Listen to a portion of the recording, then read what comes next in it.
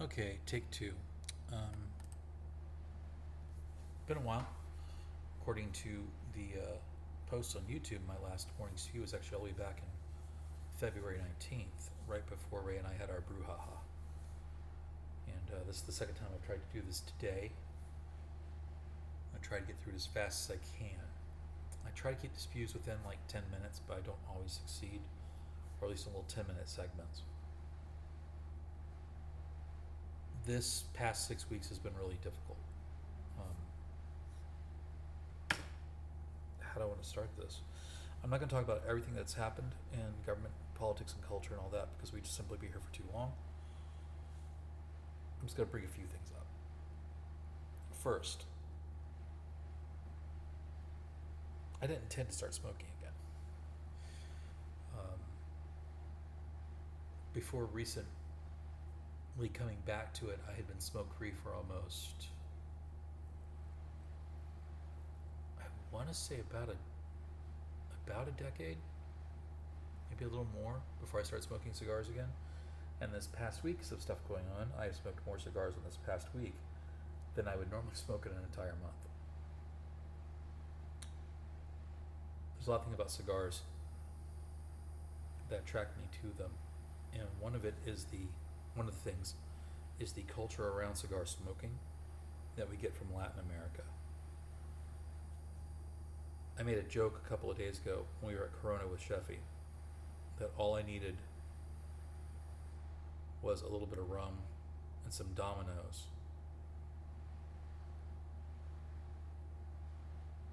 to make the whole smoking experience quote unquote genuine. Now I was making a joke about how Latin culture views this as opposed to Americans. A lot of Americans see smoking as kind of the luxury of the posh. It's not so much so in Latin America, it's more of the working class kind of thing. One of the guys I smoke with often at Tobacco Depot met me yesterday. His name's Nicholas. And Nicholas is originally from Greece. He is now like almost 90, has had quite the life, as you can imagine, because of that age and things that have happened in that time frame. But one of the things he's very adamant about is being able to talk with people you're smoking with and hold good conversations with them. If there's something special, I dare say he would say, if you were to press him on it, manly about it.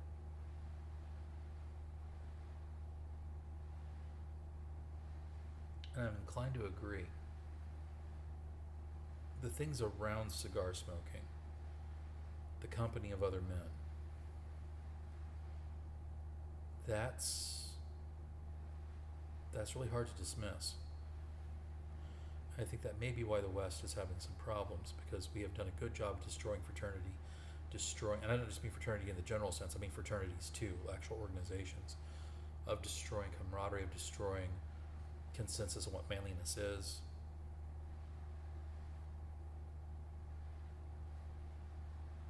And we need to bring that back. And I think we could do that if we really put our minds to it.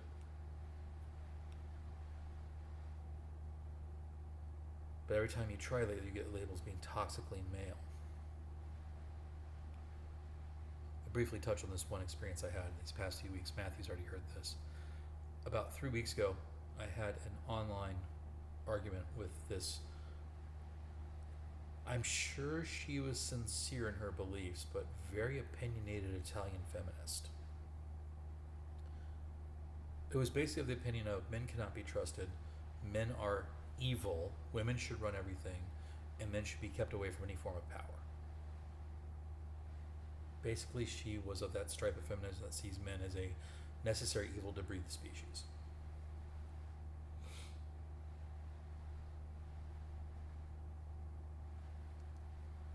When I called her on bullshit about this, that objectively what she's suggesting was utter tripe, she did the typical things that you normally hear from that kind of feminist. Well, it's just because you're male, it's just because you're trapped in the patriarchy, you're demonstrating all my points for me, blah, blah, blah. One of the things that she was pointing out was that in male society, the worth of a man is attached to how many people he controls. And that this is a false way to look at people. That if in a society everyone would truly be equal, unless of course you're male. When I point out to her that every society throughout history, both past and present, and likely every society in the future, has hierarchy, she called that typical capitalist thinking. What gave me hope, though, as the comments deriding me began to pile up, was little likes popped up in my next statement, which was, it's funny, during the heyday of socialism and communism in the Soviet Union, who got to live in the dachas? And with that little comment, I pointed out that there's always somebody who's considered more important by society. There's no way around that. In the capitalist model, at least the person who's being considered more important either has more capital to get things done in society or has more people they're responsible for. She would use the word control, I would use responsible.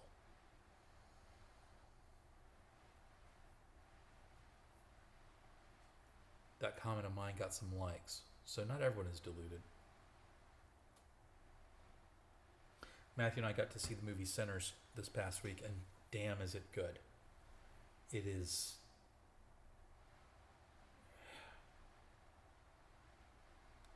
a very masterful interweaving of what seem to be separate story themes that are actually all dependent upon one another. The only criticism I had of the film was there's one scene where they try to show how music is timeless and goes across time, that music is kind of supernatural force. And that scene, the way it's shot, could be a little jarring considering for most of the movie, you're looking at the world of the 1930s, and then suddenly you're seeing the world of the far past and the far future. That could be a little jarring the way it was shot. But at the same time, the way it was shot, it does a very good job of foreshadowing what's going to happen in the story next. At the end of that scene, the building that they originally are all in, the characters, is now on fire, reduced to ashes. And by the end of the movie, that's exactly what's happened.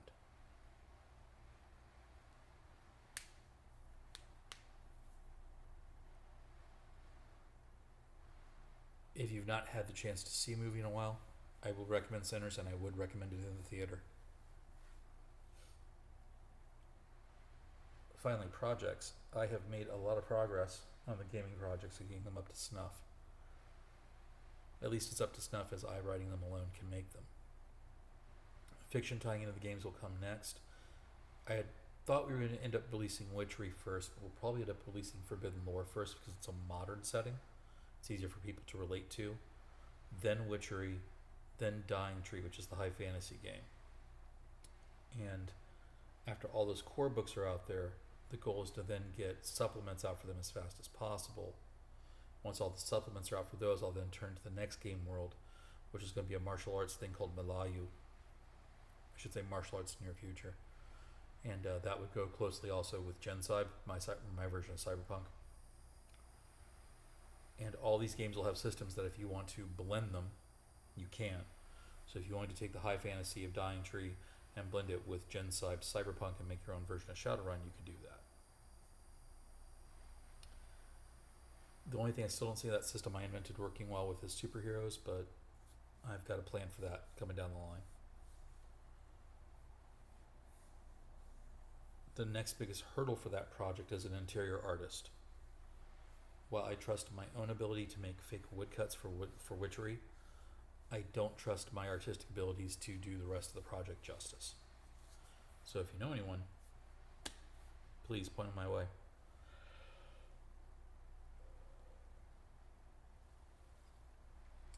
Other projects I have going on in my head.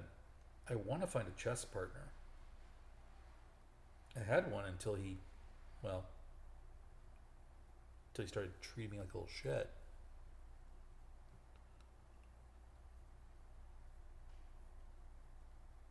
And with that, I want to make a chessboard that's vertical. So I can mount it on the wall of the house and then just leave the position up there that we're working with.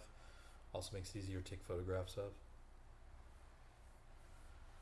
I am almost done transcribing Portable Wargame over into easy to read PDF files for Matthew so that he can have a copy of those rules. Then we can start wargaming.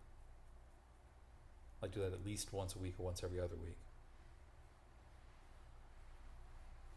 And fiction pieces tying into the game, as well as other types of fiction, are in the works as well. Olga is still having issues with her family, so she's not been able to help edit, and I completely get it with what she has going on. That's okay, the work's not going anywhere. It is content to sit there for a while, and I got to change the ending on it anyway, so.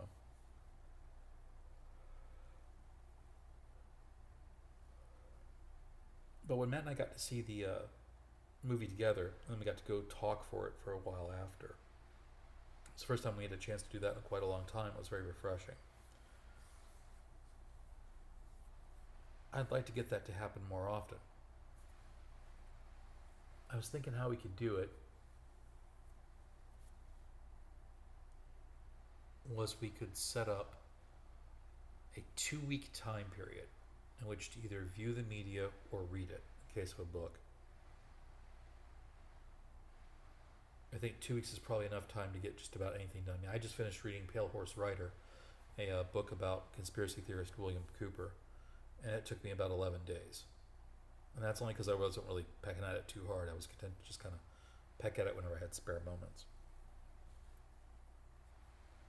I think it might be a good thing for all of us to do. And what I'd like to do is, if we can't together talk about it, I had this idea before, and I don't want you to listen to this thinking I'm trying to throw Ray under the bus. But Ray was the one who poo-pooed this idea. But the older we have gotten and the more erratic our schedules have gotten, this might be a good solution.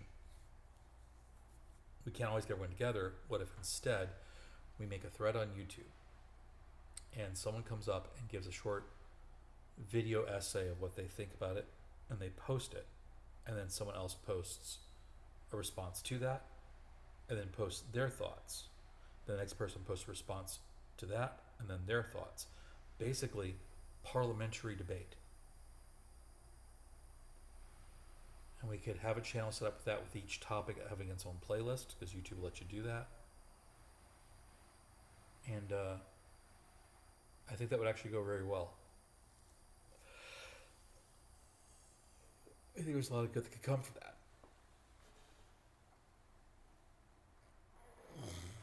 Sorry.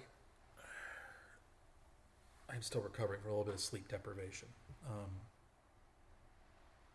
I'll mention this in closing. If you've been reading the thread, you know that Leslie's been quite sick for the past few weeks. And we finally think we have a diagnosis, and we got on the third round of antibiotics to get it out of her. So far, so good. But last Monday, I was up for almost 40 hours with this kid, trying to find out what was wrong with her. And I still haven't quite recovered. Part of that's because I've been trying to get other stuff done for the house because we are very far behind. And it seems like once you're a dad, nothing ever happens on time. And it's just what it is. So.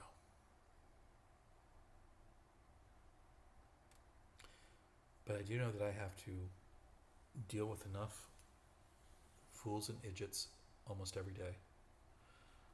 Today, I had to kick a couple of bar drunks off the bar. I had to deal with enough people being nasty to me in my daily life. I don't need it from people who are reportedly my friends.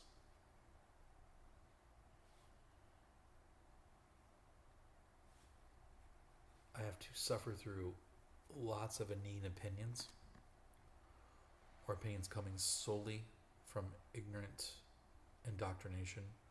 I don't deserve that from my circle of friends either. I'm okay when you disagree with me, but I expect you to have an informed reason to be disagreeing with me.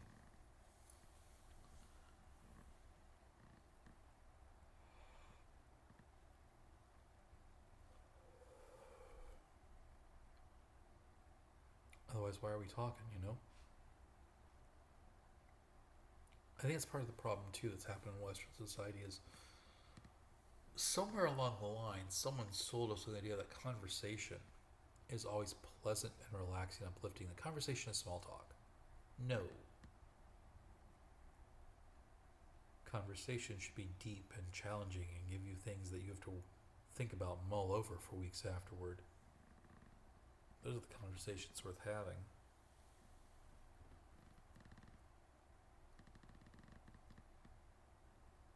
And maybe we could get back to that. I think so. I hope so. All right, guys.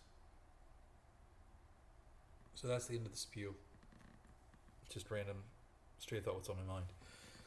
We'll put up a literary criticism pretty soon about a comic series I just finished reading called Home.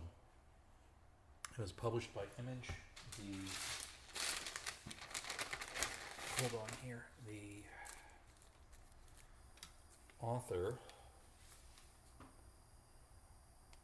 Julio Anta, Anna Wysik, Brian Valenza, Hassan Otsane Alhalo, I think, is the creative team. It was a 5-issue series published by Image.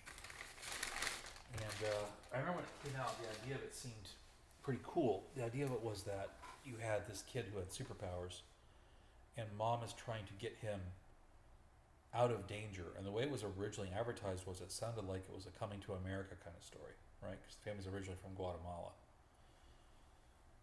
Pick it up and read it, and it's actually something very far different and a lot more sinister, a lot more heavy-handed, and pregnant with the message as critical